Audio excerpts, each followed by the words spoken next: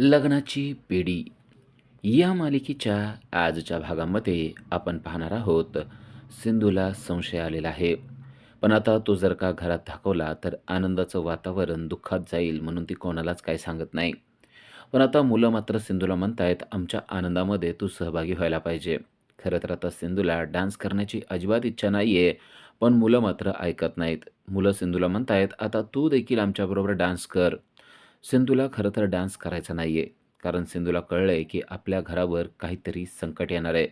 पण मुलं मात्र "आई, आई" असं म्हणून ओरडतायत. त्याचबरोबर मधू पण ओरडतेय आणि तेव्हा सिंधूला आता डान्स करण्याशिवाय पर्यायच उरलेला नाहीये. सिंधू त्यांना म्हणते, की "ठीक आहे, तुम्हाला आवडत असेल तर आता मी देखील तुमच्याबरोबर डान्स करते." मुलं हुर्रे करतात आणि पुन्हा एकदा छान असं गाणं लावलं जातं आणि सिंधू देखील आता मुलांबरोबर आणि त्या गोरिलाबरोबर डान्स करत आहे. घरातलं आनंदाचं वातावरण पाहून बाकी सर्व सदस्य अगदी खुश झालेले आहेत. सिंधू देखील आता डान्स करत असते, पण डान्स करत असताना सिंधूचं लक्ष पूर्णपणे त्या गोरिलावर असतं. नक्की हा कोण आहे आणि आपल्या घरात कशासाठी आलाय असा प्रश्न तिला पडलेला असतो. आणि त्याचा छडा लावण्याचा ती त्याच्या जवळ जाऊन प्रयत्न करत असते आणि त्याच वेळेस ती जेव्हा त्याच्या पाठीमागं त्याला हात लावते, तेव्हा तिला धक्का बसतो. इकडे रुक्मिणी आणि राजश्री या आपापसात बोलत असतात. त्यांना हे चाललेलं वातावरण खूप चांगलं वाटत असतं. सिंधू जेव्हा त्या गोरिलाच्या पाठीमागं हात लावते, तेव्हा तिला जाणवतं की याच्याकडे तर रिव्हॉल्वर आहे. आपल्या घरात हा व्यक्ती रिव्हॉल्वर घेऊन का आलाय? असा मोठा प्रश्न तिला पडलाय. रिव्हॉल्वर आहे या गोष्टीचा धक्का मात्र सिंधूला जबरदस्त बसलेला आहे. ती आता डान्स करायचं बंद करते. आपल्या घरावर खूप मोठं संकट आलेलं आहे आणि आपल्याला काहीतरी करावं लागणार आहे हे आता तिच्या लक्षात आलेलं आहे. हा व्यक्ती कोणतरी भयानक आहे हे देखील तिच्या लक्षात आलेलं असतं. पण आत्ता जर का आपण घरात आरडाओरडा केला तर घरातली सिच्युएशन खराब होणार आहे आणि त्यामुळं आपण आत्ता आरडाओरडा करायला नको असं तिनं मनात ठरवते आणि डान्स करायचं बंद करते. तर रुक्मिणी आणि राजश्री आपापसात बोलत असतात की कित्येक दिवसानंतर आपलं घर असं आनंदाने न्हाऊन गेलं आहे. रुक्मिणी म्हणते की खूप मोठं दुःख येऊन गेलं ना की देव असं सुख पण देत असतो. त्यामुळंच आपल्याला आज हा सुखाचा क्षण बघायला मिळतोय. आपली मुलं घरात आलेली आहेत आणि सगळं कसं छान चाललेलं आहे. हे असंच वातावरण आपल्या घरात राहावं असं देखील ते म्हणत असतात. विनायका अशीच कृपादृष्टी आमच्यावर ठेव असं देखील रुक्मिणी देवाला म्हणत असते. सर्व चाललेला डान्स याचा आनंद घरातले सगळे सदस्य लुटत असतात. मात्र सिंधू चिंतातूर झालेली आहे. सिंधूला लक्षात आलेलं आहे की आपल्या घरावर काहीतरी संकट आलेलं आहे. पण बाकी सदस्यांच्या चेहऱ्यावरील हास्य पाहून ती जराशी शांत बसलेली आहे. कारण अचानक जर का आपण काही सांगितलं तर सर्व सदस्य घाबरून जातील म्हणून ती अचानक काही सांगायचं नाही असा विचार करते. पण काही नाही काहीतरी करावंच लागणार आहे हे मात्र तिच्या मनात येत आहे. आणि ती डान्स करायचं बंद करते आणि सर्व सदस्यांजवळ येते. तेव्हा राजश्री आणि रुक्मिणी म्हणतात, "खरंच अगं, किती छान सरप्राईज दिलंय राघवने. जेव्हा हा गोरिला राघव आहे हे आपल्या मुलांना कळेल ना, तेव्हा तर त्यांना काय म्हणतात एकदम डबलच आनंद होणार आहे. आता हा राघव अजून काय-काय सरप्राइजेस देणार आहे काय माहिती. पण आजचं राघवचं सरप्राईज आहे ना, ते मात्र मुलांबरोबर आम्हाला देखील खूप आवडलंय," असं त्या म्हणत असतात. तेव्हा सिंधू देखील त्या गोष्टीला हसूनच रिप्लाय देत असते. राजश्री आणि रुक्मिणी मात्र भलत्याच खुश झालेल्या आहेत. कारण घरामध्ये मुलं खूपच खुश आहेत. राघव आणि सिंधूने त्यांना दिलेलं सरप्राईज त्यांना आवडलेलं आहे आणि त्यामुळं घरातलं वातावरण अगदी आनंदी आनंद झालेला आहे आणि त्या दोघी हे सगळं बोलून देखील दाखवत आहेत. मुलांच्या चेहऱ्यावरचे हास्य पाहून त्यांना देखील खूप छान वाटतंय. सिंधू मात्र शांत बसलेली आहे. सिंधूला समजलंय की घरावर कोणतं तरी संकट येणार आहे. आपल्याला आता काहीतरी करायला पाहिजे. मुलं देखील आता डान्स करून कंटाळलेले असतात. म्युझिक बंद होतं आणि मुलं कंटाळून खाली बसतात. आता सिंधूला काहीतरी करणं गरजेचं असतं. तो गोरिला देखील खाली बसलेला आहे. गोरिला देखील थकून गेलेला आहे. मुलं म्हणतात, "आता मात्र कंटाळा आला. आता काय करावं ते कळत नाहीये. आता आपण दुसरा कोणतातरी गेम खेळणं गरजेचं आहे." तेव्हाच सिंधूला युक्ती सुचलेली आहे. पण इकडे त्या सगुणाचं मात्र सरावांवर चांगलंच लक्ष आहे. कारण तिला तिचा डाव पूर्ण करायचा आहे. सिंधूला कळलंय की आता आपणच काहीतरी युक्ती करायला पाहिजे. आता यांना आपणच काहीतरी खेळायला द्यायला पाहिजे. जेणेकरून त्या गोरिलाला आपल्याला पकडता आलं पाहिजे असा विचार तिच्या मनात असतो आणि तेव्हा सिंधू सांगते, "आता आपण सगळे हाईड अँड सीक खेळूया." हाईड अँड सीक खेळायचं म्हणल्यानंतर पुन्हा एकदा विनू, सावी आणि मधू देखील उड्या मारायला लागतात. चला आता आपण हाईड अँड सीक खेळायचं आहे. अजून खूप मज्जा येणार आहे असं त्यांना वाटतं आणि तो गोरिला देखील या खेळासाठी तयार झालेला आहे. आता घरातले सर्व सदस्यच या खेळामध्ये सहभागी होणार आहेत. आता राज्य कोणावर? तेव्हा विनू म्हणतो माझ्यावर, सावी म्हणते नाही माझ्यावर, तेव्हा सिंधू म्हणते नाही, चला अगोदर आपण बघूया कोणावर राज्य येणार आहे ते. आणि त्यानंतर राज्य येतं ते म्हणजे सावीवर. सावी म्हणते, आता तुम्ही सगळे कुठे पण लपा, मी तुम्हाला बरोबर शोधून काढते. आणि आता सर्वजण लपण्यासाठी तयार झालेले असतात. विनू म्हणतो, आता मी माझ्यावर राज्यच येऊ देणार नाही. मी बघ अशा ठिकाणी लपतो ना, तुला सापडणारच नाही. आता घरातले सगळे सदस्य इकडं-तिकडं लपण्याचा प्रयत्न करत असतात. सिंधूचं लक्ष मात्र त्या गोरिलावर असतं. कारण गोरिला जागेवरच बसलेला असतो. सिंधू त्याच्याजवळ जाते आणि म्हणते, "तुम्हाला पण लपायचं असणार आहे ना? पण हे घर तुमच्यासाठी नवीन आहे, त्यामुळे तुम्हाला सुचत नसणार आहे की कुठं लपावं ते. बरोबर आहे ना?" तेव्हा तो गोरिला मान हलवतो आणि हो असं म्हणतो. तेव्हा सिंधू म्हणते, "तुम्ही ना माझ्याबरोबर या. मी तुम्हाला एका जागेवर लपवून ठेवते. तुम्ही कोणालासुद्धा सापडणार नाही." गोरिलाला पण ती गोष्ट खरी वाटते आणि सिंधूच्या मागोमागच तो चाललेला आहे. पण सिंधूचा प्लॅन आहे त्याला एका खोलीमध्ये बंदिस्त करून ठेवण्याचा हे मात्र त्याला माहीत नसतं. सिंधू त्याला एका बेडरूममध्ये घेऊन जाते आणि म्हणते की तुम्ही आतमध्ये जा आणि तिकडं लपा. तो देखील आतमध्ये जातो आणि लपून बसतो. सिंधू पटकन येते आणि दरवाजा लावून कडी लावून टाकते.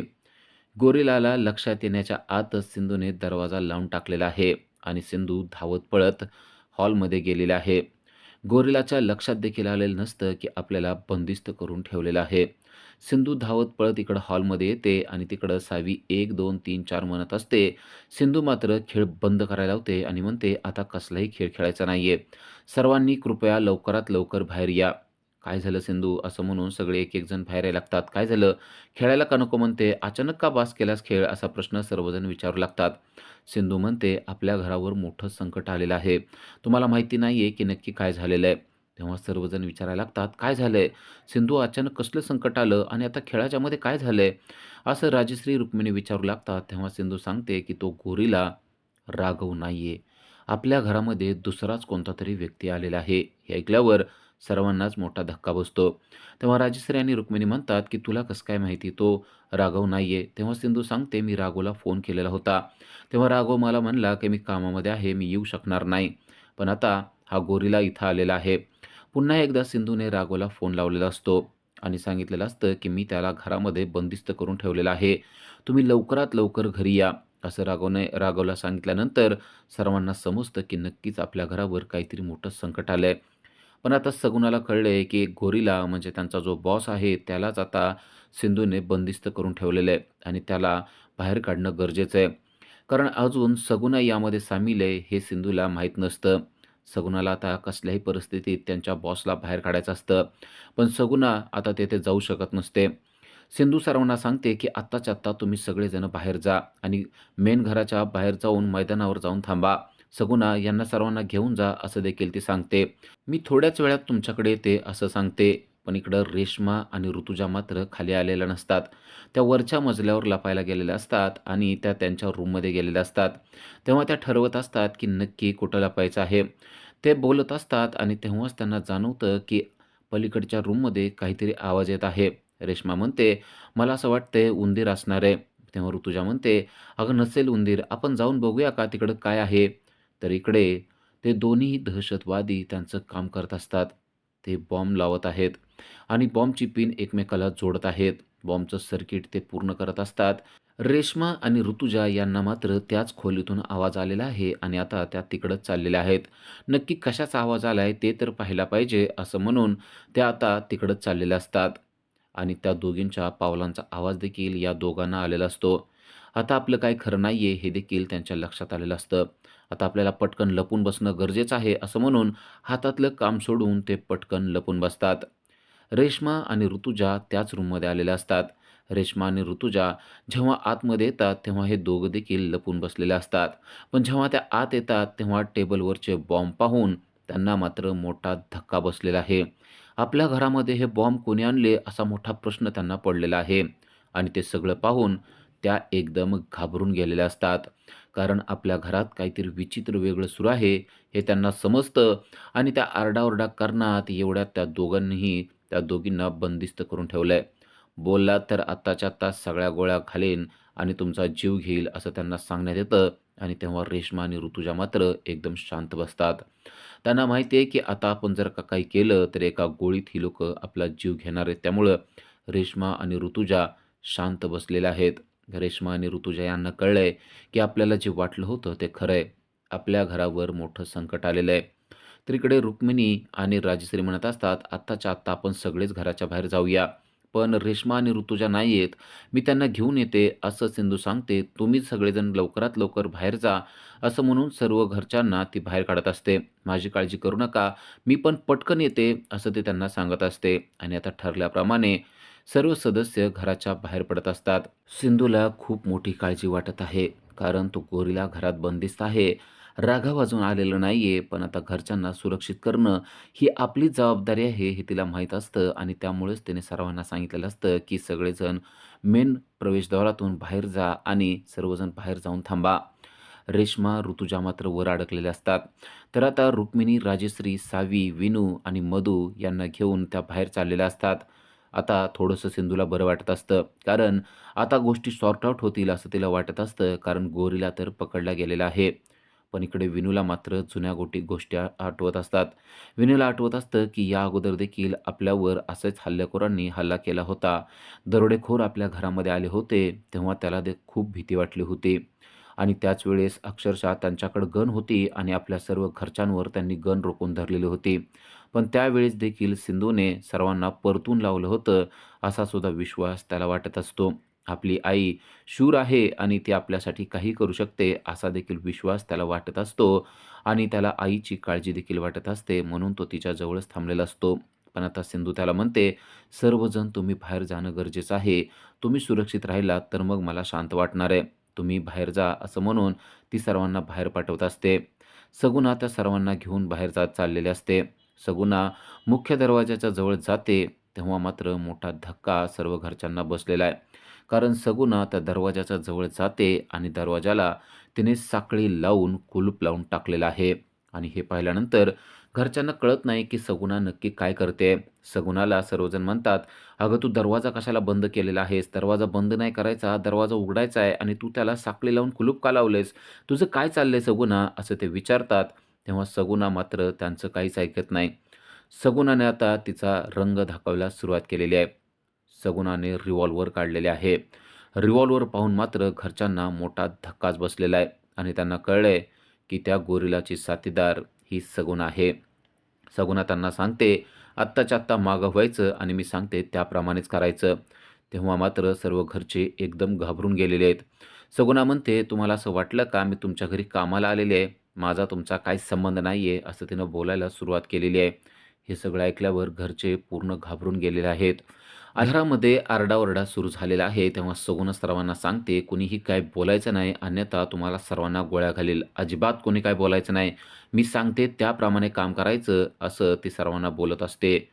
तेव्हा सिंधूच्या लक्षात येतं, जेव्हा घरामध्ये बंदूक सापडलेली असते, तेव्हाच सिंधूने मधूला विचारलेलं असतं, की "तुला ही कुठे सापडली?" तेव्हा मधूने सांगितलेलं असतं, की "मी स्टोअर रूममध्ये गेलेले होते आणि मला असं वाटलं होतं, की मला खेळणी सापडेल, म्हणून मी शोधाशोध करत होते, तेव्हा मला ही बंदूक सापडलेली होती." तेव्हा मधूचं बोलणं सिंधूला खरं वाटलेलं नसतं. पण आता मात्र तिला मधूवर विश्वास बसत असतो. कारण मधूने अगदी व्यवस्थितपणे तिला सांगितलेलं असतं, की कशाप्रकारे ती स्टोअर रूममध्ये गेलेली होती. तिला खेळणी पाहिजे होती आणि खेळणी शोधत असताना एका डब्यात तिला ती बंदूक सापडलेली होती. आता मधूचं बोलणं तिला पटलेलं असतं. त्याचबरोबर सिंधूने तिला प्रश्न केलेला असतो, की "हे बंदूक तेथे कोणी ठेवलं होतं, तुला काही माहिती आहे का?" तेव्हा मधूने नाव घेतलेलं असतं सगुणाचं. "हिनेच ती बंदूक ठेवलेली आहे," असं मधू सांगत असते. पण सगुणा मात्र रडारड करायला सुरुवात करते आणि म्हणते, "अहो ही येडी काय पण बोलतेय. तिच्यावर काय विश्वास ठेवताय? मी कशाला बंदूक ठेवू? आमचा हातावर पोट आहे. आम्ही कशाला असलं काय पण करू?" असं म्हणून तिने विश्वास जिंकण्याचा प्रयत्न केलेला असतो. तेव्हा सिंधूला तिच्यावर जराही संशय आलेला नसतो. मधूच कदाचित खोटं बोलत असेल, मधू बालिश आहे, तिनं बघितलं नसेल तरी देखील बोलत असेल असा संशय सिंधूला येतो आणि त्यामुळेच तिनं ती गोष्ट तेव्हाच टाळलेली असते. पण आता ती गोष्ट खूपच महागात पडली आहे, असं देखील सिंधूला वाटत असतं. कारण ही सगुणा तीच बंदूक घेऊन आपल्यावर रोखून उभारलेली आहे, हे आता सिंधूच्या लक्षात आलेलं असतं. सिंधू धाडसानं तिच्या अंगावर जाण्याचा प्रयत्न करत असते. सिंधूला समजलंय, की आता आपल्याला जीवावर उदार होणं गरजेचं आहे आणि सिंधू तिच्या अंगावर जाऊन तिच्या हातातली बंदूक काढायचे ठरवते आणि मनाशी निर्धार करून तिने तिच्या अंगावर उडी मारून ती बंदूक घेण्याचा प्रयत्न सुरू केलेला आहे. दोघींमध्ये जबरदस्त झटापट सुरू झालेली आहे. सगुणा आणि सिंधू एकमेकीच्या अंगावर जात आहेत आणि सिंधू तिच्या हातातली रिव्हॉल्वर काढण्याचा प्रयत्न करत आहे. पण सगुणाची ताकद यावेळेस सिंधूपेक्षा जास्त आहे. सगुणा सिंधूला जबरदस्त धक्का देऊन ढकलून देते आणि त्याचबरोबर जवळ असलेल्या सावीला तिने आपल्या बाजूला ओढून घेतलंय आणि तिच्याच आता डोक्यावर बंदूक लावलेली आहे आणि सर्वांना सांगते, "मी सांगते त्याप्रमाणे करा, नाहीतर हिच्या खोपडीत एक गोळी घालणार आहे." तिचं हे बोलणं ऐकून सर्वजण एकदम शांत होतात. "आम्ही तू जे म्हणशील ते करायला तयार आहेत," असं म्हणून सर्वजण शांत झालेले आहेत. इकडे राघवने काही पोलिसांना फोन केलेला आहे आणि माझ्या घरी जा म्हणून सांगितलेलं आहे, कारण तिथं काहीतरी अनर्थ होऊ शकतंय असं मला वाटतंय, असं तो बोलतो आणि तेवढ्यात कमिशनर साहेब राघवकडे येतात आणि राघवला सांगतात, "अरे राघव, आता तो सदा सुटल्याची बातमी मला समजलेली आहे आणि त्याचबरोबर काही गोष्टी रिव्हील झाल्या, त्या म्हणजे त्याच्याकडं तुमच्या घरच्यांचे फोटो सापडलेले आहेत. ही गोष्ट खूप खतरनाक आहे. आत्ताच्या आत्ता घरच्यांना फोन करून सांग, की त्यांच्या जीवाला धोका होऊ शकतो. मी पोलीस प्रोटेक्शनसुद्धा पाठवून देतो. तू काही काळजी करू नको." असा विश्वास त्यांनी राघवला सांगितलेला असतो. आणि राघवला देखील समजलंय, की नक्कीच घरच्यांवर काहीतरी संकट आलेलं आहे. कारण सिंधूने त्याला सांगितलेलं असतं, की घरामध्ये एक गोरिला शिरलेला आहे आणि तो गोरिला राघव आहे असं घरच्यांना वाटत होतं, पण तो कोणतरी वेगळाच आहे. राघवला समजलंय, की घरच्यांना सतर्क करणं गरजेचं आहे. कारण सदा सुटलाय म्हणजे तो शांत बसणार नाही, हे त्याच्या लक्षात आलेलं असतं. कमिशनर साहेबांनी देखील राघवला आता सतर्क केलेलं आहे आणि सांगितलंय, की "तू घरच्यांकडे लक्ष देणं गरजेचं आहे. तू आत्ताच्या आत्ता घरी जा," असं देखील कमिशनर राघवला सांगतात. राघव म्हणतो, "मी आधी फोन करतो आणि घरच्यांना सतर्क करतो." तर इकडे घरामध्ये भयानक संकट आलेलंच आहे. आता ही सगुणा सर्वांना खाली बसवते. "जर का मी सांगते त्याप्रमाणे नाही केलं, तर तुमच्या एकेकाचा जीव घेईल," असं ती सांगते आणि सर्वांना खाली बसवते आणि कोणी देखील वर बघायचं नाही, सर्वांनी खाली बसायचं आणि खाली बघायचं असं सांगते. पण तेवढ्यात सिंधूकडं मोबाईल आहे आणि तिथेच राघवचा फोन आलेला आहे. राघवचा फोन सिंधूने हळूच उचललेला आहे आणि राघवला सांगते, की "राघव, घरावर खूप मोठं संकट आलेलं आहे. जितक्या लवकर होईल तितक्या लवकरात लवकर तू घरी ये," असा मेसेज तेवढ्याच वेळात सिंधूने दिलेला आहे. पण तेवढ्याच सगुणाला समजतं, की सिंधूकडं मोबाईल आहे आणि सिंधूचा मोबाईल काढून घेण्यात आलेला आहे आणि तो स्विच ऑफ करून टाकून देण्यात आलेला आहे. राघव इकडं हॅलो, हॅलो म्हणत असतो, तोपर्यंत तर फोन काढून टाकलेला असतो. राघवला समजलंय, की आता घरी काहीतरी अनर्थ घडलेला आहे. आपल्याला त्वरित जायला पाहिजे, हे देखील त्याच्या आता लक्षात आलेलं असतं. आता ते दोघे देखील खाली आलेले असतात. रेश्मा आणि ऋतुजा यांना देखील त्यांनी तेथेच आणून बसवलेलं असतं. आता घरच्यांना समजलंय, की आपल्यावर खूपच मोठं संकट आलेलं आहे. कारण हे नुसते चोर दरोडेखोर नाहीयेत, तर हे बंदूकधारी दहशतवादी आहेत. ही गोष्ट आता सिंधूच्या लक्षात आलेली आहे. आपल्या कुटुंबावर भयानक मोठं संकट आलंय, हे आता तिला समजलेलं आहे. उद्याच्या भागामध्ये आपल्याला पाहायला मिळतं, की गोरिला बनून आलेला नक्की कोण आहे, असा प्रश्न सर्वांना पडलेला असतो आणि तेव्हा तो मास्क काढायला लागलेला आहे. जेव्हा त्याचा मास्क पूर्णपणे निघतो, तेव्हा मात्र घरच्या सगळ्या सदस्यांना चांगलाच धक्का बसलेला आहे. कारण तो सदा आहे. सदा बाहेर आलेला आहे आणि त्याने डायरेक्ट रत्नपारखी कुटुंबियांवर हल्ला चढवलाय. ही गोष्ट आता घरातल्या प्रत्येक सदस्याला समजलेली आहे. त्याचा चेहरा पाहिल्यानंतर सर्वांना मोठा धक्का बसलाय. राजश्री, रुक्मिणी आणि सिंधू यांना समजलंय, की आपल्या जीवाचं आता काही खरं नाहीये. कारण हा सदा सर्वांना खतम करू शकतो, हे देखील त्यांच्या लक्षात आलेलं आहे. आता आपल्याला कोणाची मदत मिळणार? राघव कधी येणार? असा मोठा प्रश्न त्यांना पडलेला आहे. आणि तेवढ्यात आपल्याला पाहायला मिळतं, की सिंधूने राघवला व्हिडिओ कॉल केलेला आहे आणि ती रडत आहे आणि राघवला सांगते, "राघव, तुम्ही आत्ताच्या आत्ता घरी या. आपल्या घरावर खूप मोठं संकट आलंय. कारण सदा आलेला आहे आणि त्याने सर्वांना बंदिस्त करून ठेवलेलं आहे. त्याच्याकडे खूप काही हत्यारे आहेत आणि आपल्या घराला सगळ्या बाजूने बॉम्ब देखील लावलेले आहेत. आता आमचं जगणं खूप मुश्किल आहे," असं देखील ती राघवला सांगते. तेव्हा मात्र राघव चिडतो आणि राघव म्हणतो, "सिंधू, तू काहीच काळजी करू नको. मी येत आहे आणि सगळी पोलीस यंत्रणा घेऊन येत आहे." आता राघव कशाप्रकारे घरामध्ये एंट्री करेल, लावलेले बॉम्ब तो कसे डिफ्यूज करेल आणि घरातल्या सगळ्या सदस्यांचा जीव तो कसा वाचवेल, हे आपल्याला पुढील भागामध्ये समजणार आहे. अशा सीरियलच्या अपडेटसाठी आजच आमच्या चॅनलला सबस्क्राईब करा. Thank you.